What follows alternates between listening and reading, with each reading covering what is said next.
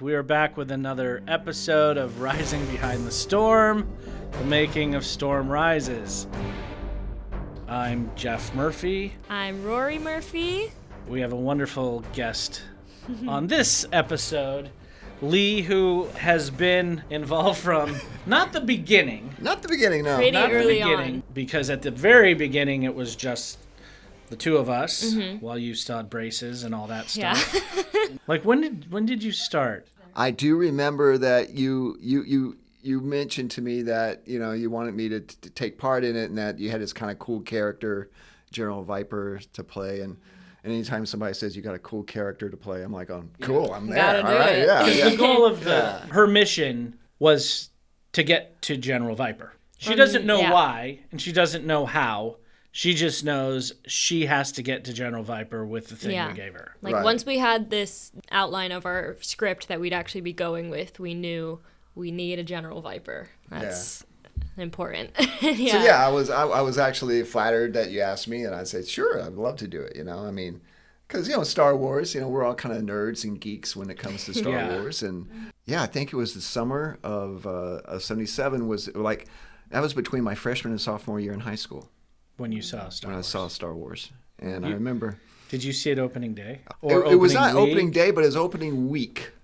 I don't know if you remember this, but there used to be a magazine called Starlog. I don't remember. Back in the day.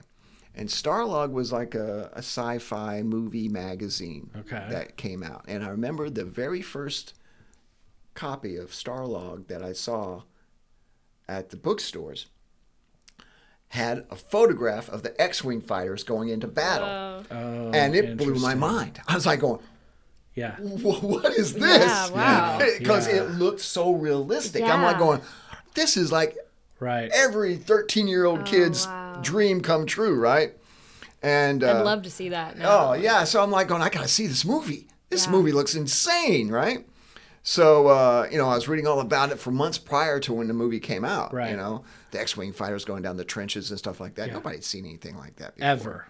Ever in movie history. Yes. So it was one of those things where, it was one of those situations where I got to see it with my dad and stuff like that. Your first scene with us was in the Rebel base, right? I think. Yeah.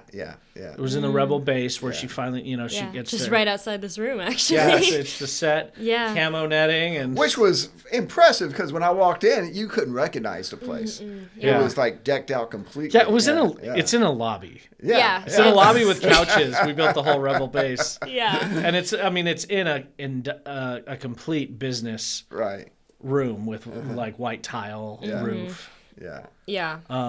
And so we gave you a patch. Well, that was your idea, right? I don't know, but I just remember I think I was probably channeling my Snake Plissken. And that, I was trying to do my Russell, my Kurt Russell impression. I was going to ask, like, what kind of inspiration did you draw into creating that I just character? want to have fun with it, and I want to try something different with my voice, but if it comes out like crap, let me know and we'll ADR it. It's funny because you didn't know that it was going to be this long of a movie that you're going to be... Like, okay, that's how you're going to do that, right? You're going to have to do that voice the whole time. Do the voice. Yeah. Huh? Do the voice. Well, this is kind of trying to, be like down here. Yeah. Yeah. Trying to make it, Very raspy. Yeah, raspy, like, it's the drill sergeant, military kind of thing. So I wanted to kind of, because my regular voice is kind of high pitched, and it doesn't kind of fit my age sometimes. Yeah, none of us have like voiceover voices. Yeah, I don't have like that, No, usually when people call my house and it's a solicitor, they usually end the call by saying, "All right, ma'am, thanks, and I've had that happen and I'm a couple like, of times. ma'am. Yeah, I think I've had that. I'm like, I'm the father of the house. It's usually always ma'am. Right. It's happened my whole life. Yeah. But it was fun, and I really enjoyed doing it. I really enjoyed working with you and stuff. I think I looked at the lines the night before or something like that. So I wasn't the most professional person on the set because I kept on losing my lines, and I kept on but you know what was interesting was that time I gave you the script. Yeah. And you said, "Do you mind if I change, because there's a lot of dialogue. You mind if I change some of the dialogue? Yeah. And of course, I'm like, Feel I free, said yes because, Lee is a writer in Hollywood. I mean, you've written Hollywood movies, The War with Jason Statham and Jet Li. Like, you're a writer. So, of course, I'm like, yes, I want your character to be what you feel. Right. God, there was that one line you gave me. Yes. It took me forever. I think I did like 20 takes of this. What is the RCO? Oh, the RCO. And it was resistance counter intelligence. What resistance? Yeah. It was it was resistance counterintelligence operations. Oh my God. RCO. That was when we were Resistance. We changed the movie to Rebels, so it became, which is going to be you're not done. You're going to have to go for the main characters. It's going to be the Rebellion Counterintelligence Operations. You could not. I could not get my mind around that one. I felt so bad. Oh, every time I tried to say it, I'd get like halfway through it, and I went. Yeah. Because we knew it was coming. We're like, here comes the line. Yeah. This is the RCO? That's right. Resistance Counterintelligence Operations. I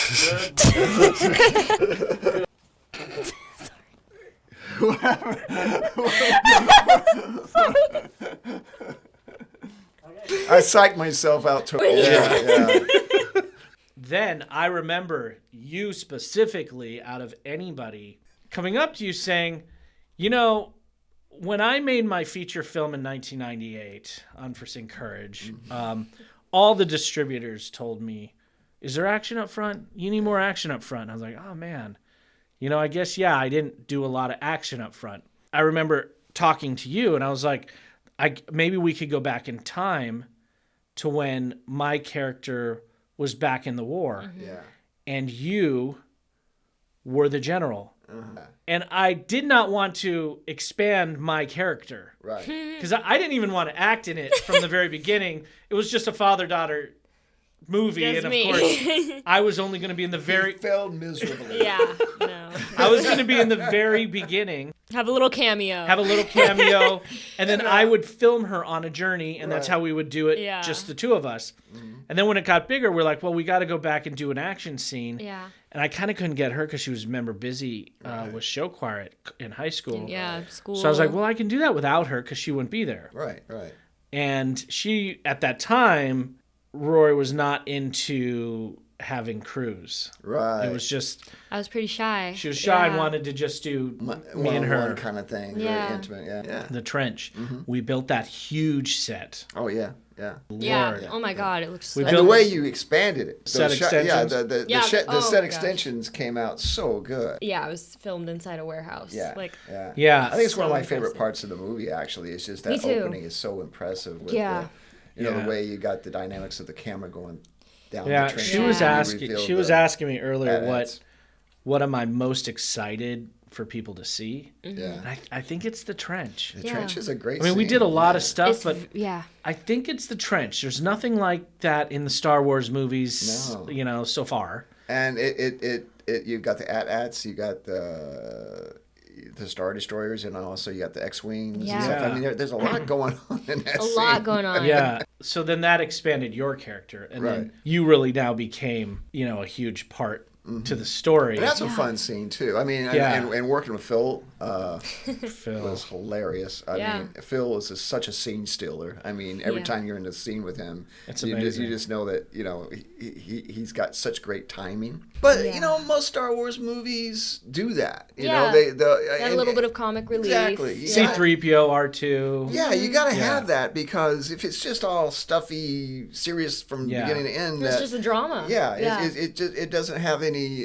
fun to it, Yeah. And even though it's a serious situation, there are some, with the radio and everything, I thought that was favorite moments, between them, because he's trying to do all the cables. Exactly. And you guys just vibed so well together. Yeah. And what was cool was it was able to expand your character and give you a reason why your eye. Yes. Yeah. Why you wear an eye patch. Why I wear an eye patch. Yeah. That was a good origin. Because when we filmed that Rebel scene first... We didn't really explain why. It was just, makes him look it's cool. A funny moment, yeah. But then in the beginning of now that we were shooting an opening, it was like, what did happen with the eye and why the eye patch? We recently shot the scene after the battle. in a rainy day. Yeah. Oh yeah, that was in a river. In a river, right? And it was really raining. Potential flash floods were like on the docket. Hey, anything for movies, though, and everyone, right? Yeah. And I remember Phil had called and I said, yeah, and he goes, we're not still shooting, right? Because it's pouring out. And I we said, were We're like, putting our lives nope. in jeopardy, right? We're We're filming. filming because it's gonna look great. So we're here at O'Melveny Park in the rain. The rain's let up a little bit, but it's cold and it's raining. And this is, of course, a Jeff Murphy production.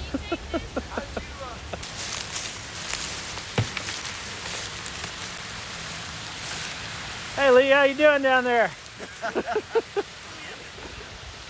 I still can't see right.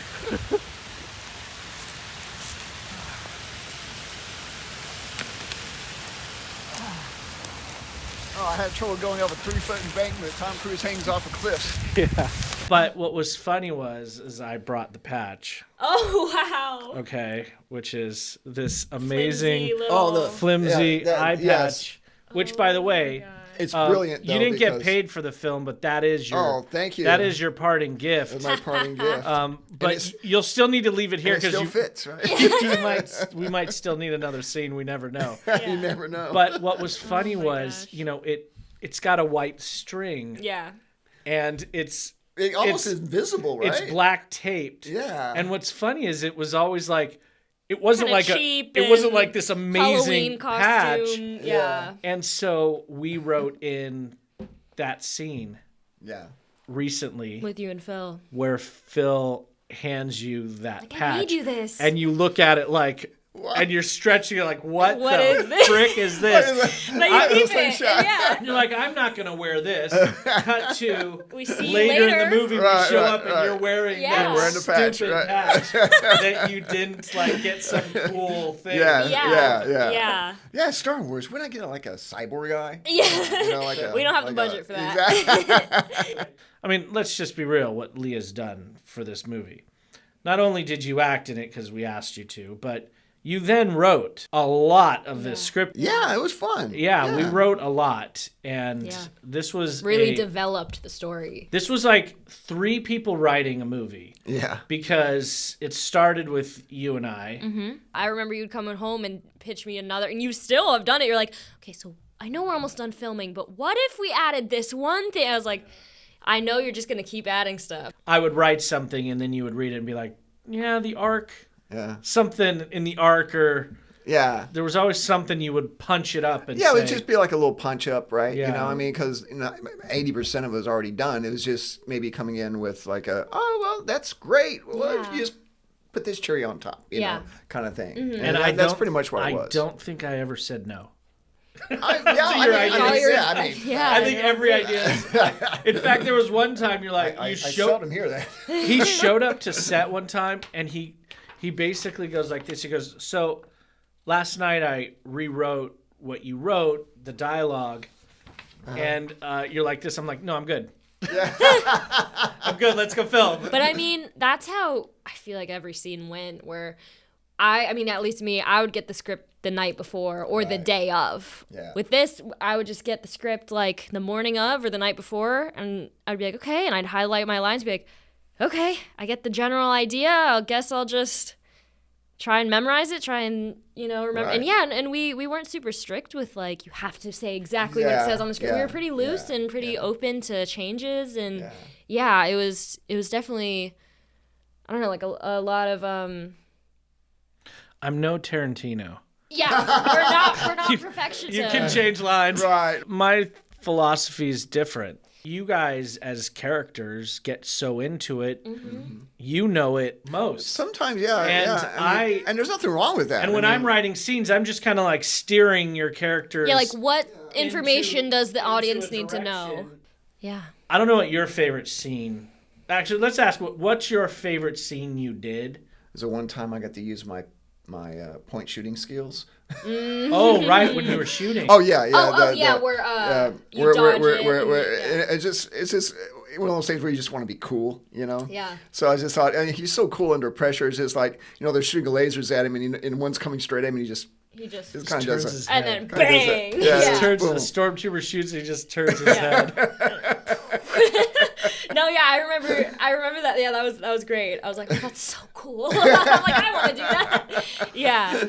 And what's funny too with that is because that was so early on, whenever I've made movies, it's just been one of those things that usually people are doing it for favors and it's friends. Right. And whenever I have a friend that has to leave or go to work, I'm just like, okay, well, we got to kill you. Yeah. It was whoever had to leave and go to work, we're like, okay, quick, we got to kill him. Thank God I was always available. You were always available. Oh my God. But you know who wasn't? If I don't show up, Yeah. I am a dead You know man. who had to leave that first day? Phil died. Phil died. Phil That's right, died. we killed Phil. We Phil killed Phil. And Phil had to leave. But he came back. So we shot him. brought him back. So we shot him dead. And you look down and he's dead on the ground. Dead as a doornail. Dead as a doornail. And you look down and you're like kind of bummed out. Yeah. He died. It's because he had to leave. Yeah. So we killed him. And then when we went back and shot the trench scene We're at like, the oh, very we gotta beginning of keep the him. movie, he became a great character. What was your favorite moment with Lee? Because I'm curious if it's the same one I have. Can't remember what scene, but there's one that you're like yelling at me. Oh, yeah. That's it. That's the yeah. one. I can't remember what, but yeah, you- completely like take her away. Yeah, you do that, and then my grandpa And then comes you throw and her like to, manhandles you throw her to me. my dad, her Yeah, go grandpa. on, take her away. Yeah, and he goes in like, oh, it was so much you- fun. You would yell. I would and say, like- it would startle me. I would say I was like, you oh my are kind gosh. of a method actor, Yeah. not like you live your character after the Right, scene, right. But in it, like, You'd be very tense. Yeah. and then my dad would grab her, Yeah. and then come on, and he'd And bring he her. was, I had like Yeah, we bruises on just my ganged arms up because on of how you, tightly. poor He Yeah. would bring, and he's like, you hear this like he's just beating beating me. the crap out of her Oh my around the God. corner Yeah. as a joke on set. Like the moment she comes to the rebel base and finds out a little bit about her history, you bring her in and say you're family now, which was like a really, to me, that is one of the top 3 or 4 favorite moments in the movie for me. And then for you guys to kind of go through your ups and downs, you know, not only did you act right, but you also filmed. What was it like filming with an iPhone? I thought it was really brave. Brave of you. Yeah. Ballsy. Brave and stupid. I mean, this is a big deal, the fact that we shot an entire feature film. Right. We're almost 2 hours. Right. We are an iPhone and a drone. What iPhone were you shooting with? 12. So I iPhone started 12. with 12. So you weren't even and shooting eventually with the got to 15 this, or which 16 or this is the 15. Okay. I haven't even upgraded to the new ones. I started with 12 and then ended with 15. Right. And I think we just wanted to see if we could do it. We just wanted to see like what the iPhone can do, really. Like, Yeah. Well, I figure if Danny Boyle can shoot a $100 million movie on the iPhone, yeah. then, you know, yeah, I mean, why not I go have for seen it? some behind the scenes where he has lenses. well, Yeah, they have the attached. fancy he's got this little equipment. cheap iPhone. Yeah. We just These have are a my little- lenses right here, my friend. And you know what? It's funny it kinda because cracks you up. the reason we did it was so we can jump out of a car. Yeah, and just go And guerrilla start filming. filmmaking. I love stuff like that. I mean, I shot a feature film on a Canon Mark IV that shot 1080. Yeah. You know, where everybody else now is shooting 8K and 10K and stuff like that. You know, but I think it was a great choice. I mean, I think it looks terrific. You know, Yeah. for it being on an iPhone. I said I'm going to do it.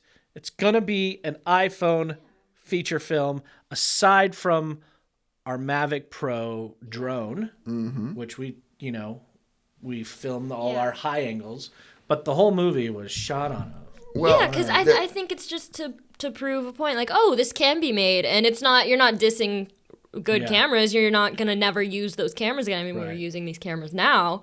It's just like, oh, let's see what we can do only on an iPhone and a drone. it did. I don't know if you know. I told you, but it did get me out of a cop. Oh, seriously? What Did I happened? ever tell you this? No. What happened? This is a good story. I don't know if this says that I'm a loser or not, but it was raining. Okay. I wanted to film my scene where I arrive in the city in the very Right. beginning. Right. Okay. And yeah. I was just like, wow, the weather, it's raining and it's cloudy and gray. And it's like, oh my God, this is going to be great, right? Yeah. So I get in my costume with the trench coat And I go there with my iPhone, and I'm like, okay, I'm just gonna set up on tripods and film my close-ups, all of the angles by myself. I am filming a scene in this movie by myself. Mm-hmm. Awesome. I've got the holster with my blaster. And so I go up and I film this entire scene. And I'm way off a road on a thing. But it looks sketchy. It looks, what you're doing. Wearing a True. full trench coat. Bearing a body. He's like... Yeah, by yourself. Sketchy. So the camera is rolling. And you hear, excuse me, sir, what are you doing? And I look, and there's a cop. Oh, my God. Standing. I'm filming here, and there's a little hill that I climbed over. My Jeep is right there. Now, could you even see the Jeep from where you were? No. So he actually came up over the Yeah, hill. he saw a parked Jeep in place. And he goes, pretty excited to be out here. It's a little cold, a little rainy, but it's always fun. Always fun to get out here and make a movie.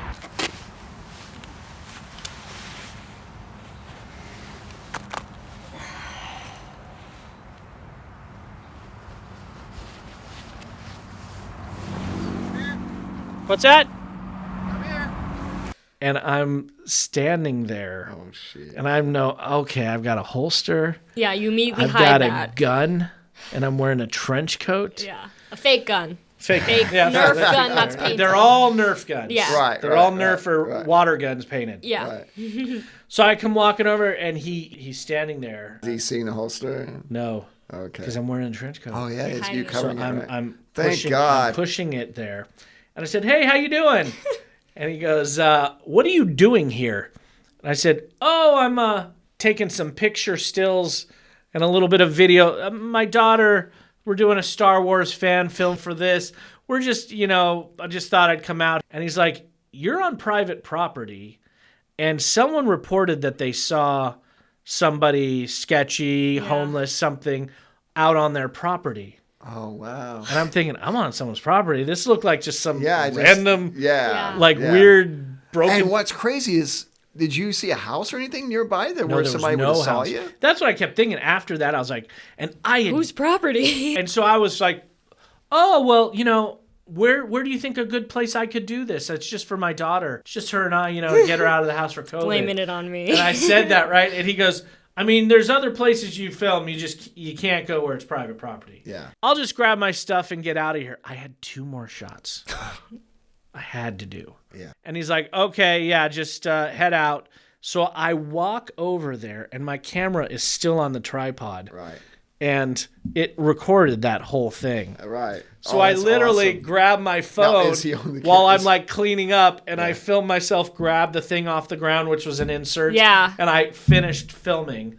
But I had he's there. I had my drone there that I was about to have the drone film by myself, the drone hover above me, and then I start walking to get that great drone shot. But I was like, I'm getting the heck out of here. Right. But having the iPhone definitely saved saved it, because if it was a real so camera, inconspicuous, you don't have a permit, and I'm out there They'll confiscate alone. your camera sometimes, At least I was by myself. Yeah.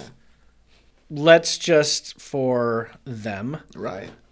tell us what you've got coming up, because we know you're working on something aside from this. We got a movie that we've been working on for quite some time, but it's finally coming to fruition, coming to closure. But it's called Noir, and it's sort of like a classic, film noir detective story that mingles like the Universal Monster. Yeah, it's got a little bit of horror. A little bit of horror, a little bit of thriller. Kind of like an LA Confidential meets Frankenstein, and the Mummy and all that stuff. So it's a lot of fun, shot in black and white, kind of insane that way, but, feature film. Feature film. A couple things. If there was any word of advice you could give someone who's also thinking of making a indie film, short film, fan film, like what kind of advice would you give them? Because I'm sure there's a lot of people that are watching this, or maybe there's only 2 people watching it, and maybe that 2 people, one of them happens to want to be making a movie and go, how did they do it? Yeah. Right, What advice would you give? Learn as much as you can about what you're using, like the iPhone, the Filmic Pro, that kind of thing. Yeah. The only important thing when you're shooting anything is what's inside the frame. It doesn't matter you can go 2 inches over here and see a water heater. I would say, don't freak out if you don't have like these amazing sets or the there are workarounds. Yeah. And once again, I think close-ups, inserts, and as an editor, you know this because that will save your ass because being able to keep a camera tight, and a lot of times the close-ups are much more interesting anyways. Don't get lost in all the technology and the equipment that, a story only works if your characters are interesting and if the story you're telling is interesting. So I would say don't worry about what camera you're shooting on as much as you're worried about what your characters are doing and really spend time on the script. Everybody thinks the script is easy and simple and should be just, but no, the script is like the most important thing. It's the easiest thing to get wrong. Yes. I feel like even with big budget movies that are in theaters, it's like the writing is the thing that's most important in my opinion. Like that's what you will make or break a film, kind of like. Right. You got a computer, you just write that thing and you hone that before you even shoot a frame. So when you say don't let the technology be the main point, I think what goes with that is don't let that stop you. Right. Right. Don't limit yourself. If you don't have a great camera, even if you're a techie and you're like, I want to film on a Alexa, or what, but you don't have it, that doesn't mean don't go make a movie. Well, we would all like to shoot on an IMAX camera like Christopher Nolan, but but you don't need that. You really don't. You don't. And and if you're creative with the image, if you're creative with your angles, if you're creative with your lighting, what would your advice be? Trial and error. Don't be afraid to mess up. I think I was very nervous starting this because I'm like, I've never done this before. You're probably that example of nervous at first. Yeah, definitely. Right? And then the more we shot, the more I was like, okay, I'm getting more comfortable with this. Don't be afraid just because you feel like you're not experienced enough. You got to start somewhere. Otherwise, you'll never do it. So I think don't be afraid to mess up, to experiment with different methods and different ways of filmmaking. And like you said, don't be afraid of a budget because you can do it as cheap as you want and it could still turn out good. You just have to have that drive. You have to be willing to reshoot stuff or, make alterations and really adjust kind of. Mistakes aren't bad. Yeah, mistakes aren't bad. They help you learn. Yeah. And I go back and I think of wow, this has been 60 days of filming, 5 to 6 years of filming. Yeah. You grew up from basically a child to a woman. I think and I go, I can't believe from that moment that I first said, hey, you want to go, let's just get out of the house and go film something, to now that we have over 100 actors. Yeah. What 100 actors means is that's 100 people that supported this. Yeah. And want the same journey. Or and want to help journey and in care it, about this. That we created a journey for 100+ people to be a part of it. And one of the things I would say to go on with everything that you guys are saying is utilize the people around you. Yeah. Because you'll be shocked at how many people want to actually help want and to are willing be in to do these it. Things. And none of these people were paid. No. It's all volunteer. Everyone was paid except Lee. What are you talking about? And that was worth every cent. Did you never go through payroll? Yeah, no one else. We had payroll every Friday. I wish I was paid. But there was a big difference in our movie once we opened it up. Yeah, don't be afraid to ask for help. I think also is that, once again, when you're passionate about something, people see that. Yeah. They see that, oh my gosh, they're having fun, but they're taking it seriously. Yeah. So it's not, the last thing you want to do is waste your time. Yeah. If you're, no matter what it is. I think there's that moment where your friends don't know that you have this life. Yeah, yeah. You're Batman on the weekend. Right, you know what exactly, I mean? Right. You're making movies. I'm a Star Wars nerd I'm on the a weekend. Star Wars nerd dressed up in a rebel costume or with an eye patch. Well, how many grown men can actually do that and get away with it? You can't unless There's some people that have been in this movie that have literally said to me, and it's the greatest because I kind of have to stop them. They go, I have always wanted to be in a Star Wars film my whole life. Yeah. And I'm like, done this yourself? And yet this is just a fan film. Yeah. Doing something like this kind of allows the kid in us to come out. The fan films to me, there's something more authentic about them in a lot of ways, even if they're not quite working, or if there's, maybe if it might seem a little amateurish at times, there's something more going on there where that they care about it. So there's something genuine about it. Because they're not doing it to make money. Exactly. Or to, gain fame or anything. Yeah. For the love of this franchise and this fandom, with a fan film, it's like, okay, this person cares about this universe and really wants to expand. George Lucas, created a universe. Mm-hmm. There's so many stories that can be told in that universe. And this isn't just a vision, too. Yeah. It was his vision. It was his vision. It's a whole galaxy. It's a whole galaxy. So all these fan films that have these, we have this story that is on its own. Its own original characters. It fits in its own. Yeah. It lives in its own, and that's it. I think having that galaxy allows all these great fan films, because I feel like I've watched everyone. Right, yeah. Once again, you kind of did your research. I did my research. Yeah.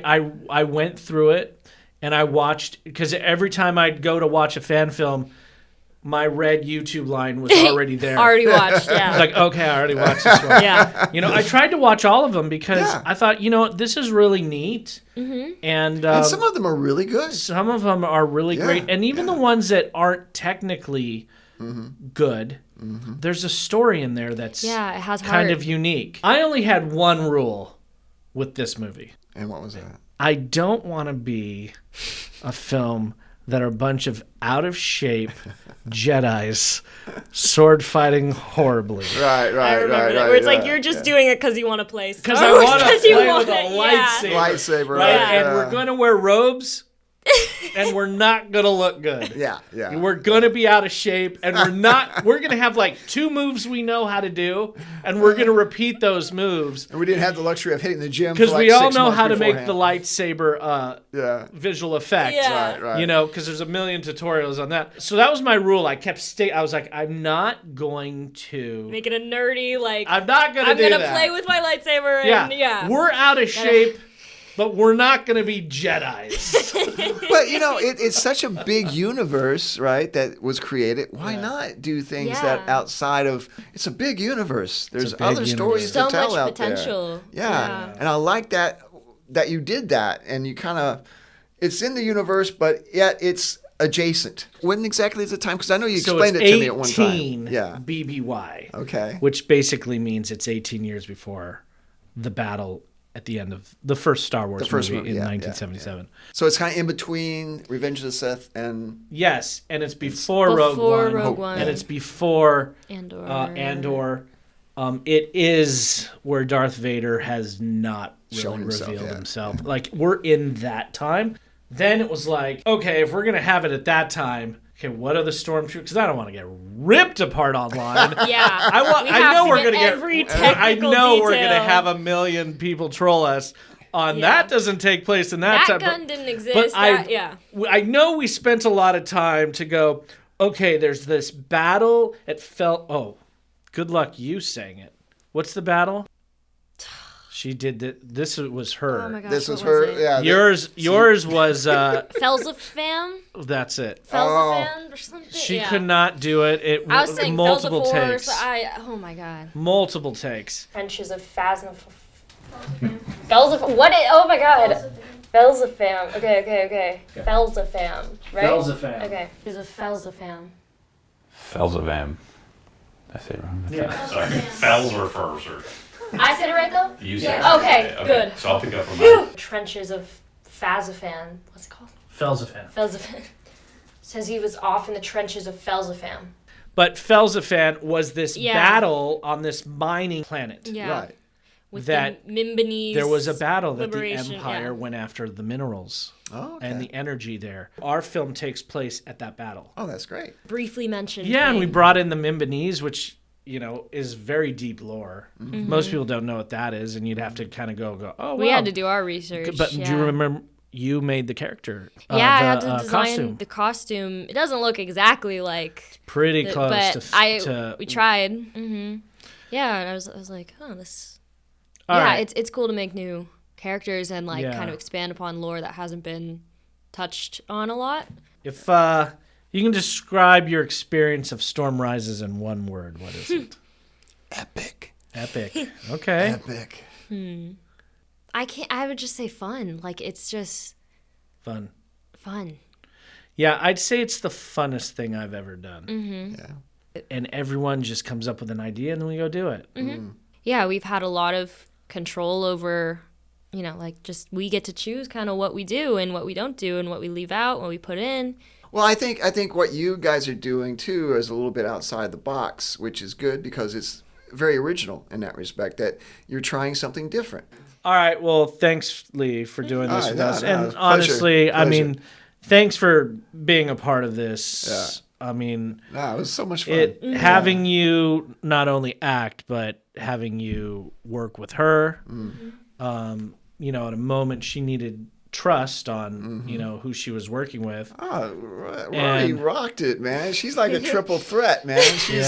She killed it. It's like, I mean, hell, if anything, I was like going, oh, okay, I got to step up my game, So, yeah. Yeah, we all did. Yeah, I had that serious scene with her that we filmed way later, and I was like, oh my God, I'm gonna have to yell at her and do this like scene, and I was like, oh my It's God, intense. it's intense. It's hard. It's hard to act against her No, she's good. because she doesn't break character. No. If she messes up on a line, she does, but she Yeah. doesn't break character, and she just looks at you like. And Now you're what? just like, yeah, okay, I gotta keep going. Gotta keep going. Yeah. But thank you, Lee, for Yeah, doing this. thank And you. every part of it, you've been there. And not to mention, you've been just giving ideas 1,000 times. Well, I'm kind of, I hate to regress, but I kind of blame myself for that 40-minute finale when I told you that, don't you need a final big moment? No, but and it of makes course, it Do you know that- he took that advice. Do you know and that that's exactly what he said? Really? I'm glad you brought that up because I do want to bring that up because that was a huge statement you made because Really? our movie ended without a final battle. There was no final battle. It was a character ending. We had a great ending for your character. Yeah.